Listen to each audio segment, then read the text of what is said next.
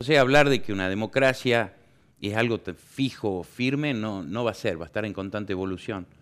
Pero sí decir que es la mejor forma y una forma de vida y de entender la igualdad, de poder entender la libertad de las personas, poder entender desde otro lado, ¿no? Más allá que después nosotros nos auto boicoteemos, como puede pasar en las democracias que hoy estamos viviendo, que no son plenas, sino que son ni siquiera participativas, ¿no? Son apenas un esbozo de lo que debería ser una democracia, porque los ciudadanos no nos hacemos cargo de eso. Gobierno del pueblo. Claro, no nos hacemos cargo de nada, porque de hecho a lo único que nos convocan es a votar cada 2 años y los niveles de ausentismo son realmente alarmantes. Para mí son alarmantes, digo yo. Hay gente que medio los normaliza o le resta importancia y dice, bueno, lo que pasa es que los políticos o la política desencanta, entonces la gente no participa. Y la mejor forma de esconder un elefante es dentro de la manada de elefante. Entonces, escuchamos constantemente, todos los políticos son iguales, son todos ladrones, son todos sinvergüenza. Y esa es la forma de esconder a un sinvergüenza y a un ladrón dentro de la política. Lo que la gente no se detiene y no se hace cargo y no se detiene a pensar cuáles son las alternativas, ¿no? Porque cuando uno dice de que la política está sucia o que la política es corrupción, tendríamos que tratar de probarlo, ¿no? No es más que un cuento policial, digamos, un antecedente policial. Corruptos hay en todos lados, pero no en la política, ¿no? Corrupción hay en todos lados, en la justicia, Si en el hay, es porque es parte de periodismo, la sociedad, ¿no?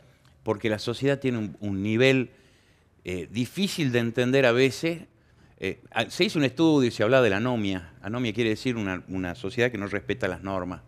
Yo, la verdad, en eso estoy totalmente en contra y hemos visto acá en Salta la experiencia, ¿no? Algún iluminado se le ocurrió poner un cartel, usted no tiene prioridad, y hoy en Salta se respetan las rotondas. No creo que seamos un pueblo con anomia, creo que lo que tenemos es un falso sentido común. Cuando un agente de tránsito te encara y te dice que le des tu carnet de conductor, si no lo tenés, lo mirás con cara, ¿no? Pero por favor, y no podemos arreglar. Y el policía de tránsito en muchas ocasiones, no siempre, te dice, bueno, arreglemos. Y cuando uno le paga por una infracción que está cometiendo uno mismo, se va rezongando y diciendo qué policía corrupto, qué sinvergüenza, ¿no? Claro. Pero el sinvergüenza fuiste vos, porque vos te tendrías que haber entregado solo. Mira, no tengo carnet. Primero tendrías que haber tenido carnet. Es muy difícil cuando, Sí, cuando nos quitamos todas las responsabilidades encima, ¿no? sin poner al Estado, digo, cuando nos comemos el yogurcito en el súper y escondemos el envase vacío en alguna góndola para no pagarlo. Porque siempre se supone que la corrupción es estatal. Y Entonces, de otro. Y de otro, claro. Nunca me es propia. O cuando no pagamos impuestos nos excusamos en que es mucha la carga impositiva, en que no se puede pagar, en que Claro. en un montón de excusas para no cumplir con las leyes, digo, ¿no? Porque Claro, y hemos visto que para la Argentina no fue tan fácil como para otros países. Bueno, nosotros en 1810 había un Moreno, un Belgrano, un Moreno sobre todo, ¿no? Iluminista, que hablaba tanto de república, que le gustaba pregonar esto, primero de la revolución, porque había que dar vuelta a las cosas, pero lo segundo que hablaba era, ¿no?, del poder del pueblo en las decisiones, ¿no? Lo importante que él marcaba, pero nosotros recién democracia como tal la tenemos en 1916 o en 1912, con la ley Sáenz Peña, ¿no? Cuando el voto pasa a ser secreto, obligatorio y universal, no universal en realidad, no tan universal porque la aquel mujer no momento, votaba, pero sí votaba cualquiera. Empezó por lo menos a haber un viso de democracia más importante, pero estamos hablando de 100 o 102 años después del primer hecho que marcaba lo que tendría que haber sido una democracia. Más allá de la discusión, que podemos hablar de que los revolucionarios del 10 decían que querían una monarquía, que San Martín pregonó alguna vez una monarquía, sin entender el contexto ni lo que se pretendía, pues San Martín no quería una monarquía. Es lo que tenía mucho miedo, es lo que hoy se llama la balcanización, ¿no?, de América del Sur.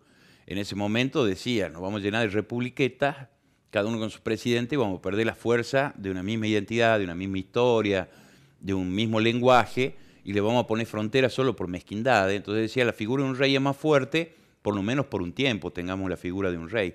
Eso entendió San Martín tratando de seguir con las mismas ideas de un Simón Bolívar, ¿no?, que quería la Gran Colombia, pero después la Gran América del Sur. Claro, y tener razón antes de tiempo es como no tenerla. Al final terminó pasando exactamente eso, ¿no? Sí, Maquiavelo decía algo que es muy interesante, ¿no?, que no recuerdo bien cuál era la enfermedad, creo que era la tisis. Él decía que estos tipos de problemas los dirigentes tienen que ser muy sagaces, porque decía, enfermedades como la tisis es muy difícil de detectarla cuando empieza, pero si la detectás es muy fácil curarla. En cambio, cuando ya todos se dieron cuenta que es tisis, es fácil detectar la tisis, ya es muy difícil curarla, ¿no? Un poco pasa eso en la política y ha pasado eso con aquella política. Bolívar desesperado, pero la Gran Colombia termina siendo Venezuela, Colombia y Panamá. O sea, no se divide en dos, se termina dividiendo en tres incluso, dejando Ecuador afuera, Perú, se va todo por nada a la división, tal vez sí por mezquindades, tal vez por idiosincrasias, tal vez por costumbres de que los centros políticos en la América del Sur, en la zona norte, estaban en ciudades como Cartagena, que estaban en ciudades como...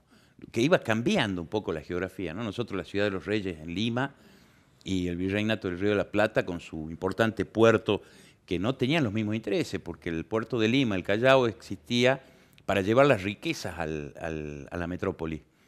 Y el puerto del sur, del Virreinato del Río de la Plata, servía para llevar algunas riquezas a la metrópoli, pero la mayoría de las veces para el contrabando.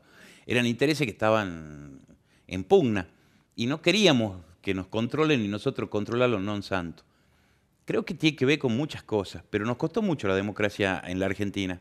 Nos costó tanto que la perdimos en sin número de veces, ¿no? El 12 se puede hacer una votación real, me refiero a real no del todo porque no había mujeres votando y eran ciudadanas. El problema, o todavía no eran ciudadanas, pero debían serlo porque éramos iguales.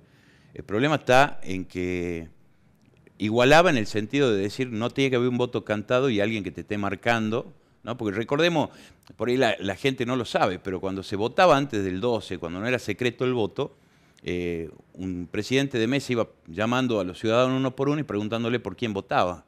Y muchas veces era el peón que estaba adelante del patrón y tenía que decir para quién votaba, y de eso dependía a veces, Su trabajo. con suerte, su trabajo, O sea, su sin vida. suerte, su vida.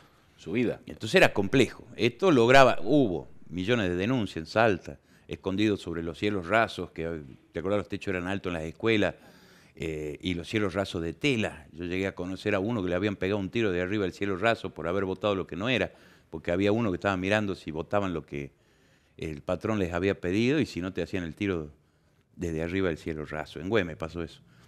Pero más allá de eso, Sí, la era difícil, ¿no? comunidad originaria que las encerraban en un galpón y le quitaban el documento, eso ya con el voto secreto, pero algunas cosas feas pasaron Muy feas. a lo largo de... Nos costó mucho. Y ahí nomás, el 12 y 18 años después, en el 30, un primer golpe militar, ¿no?